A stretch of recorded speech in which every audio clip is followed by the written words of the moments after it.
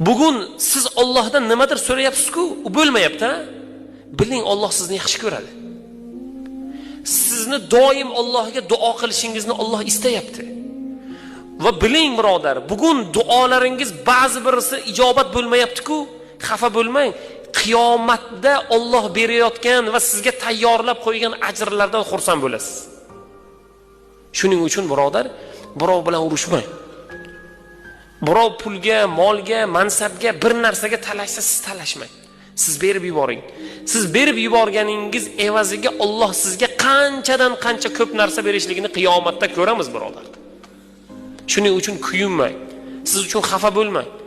Ba'zi bir narsadan bugun qiyinchiligingiz yoki pulingizda, yoki badaningizda, yoki qalbingizda, yoki bir ishingizda bir muammo va u muammo bugun hal bo'lmayotgan bo'lsa, siz xafa bo'lmang.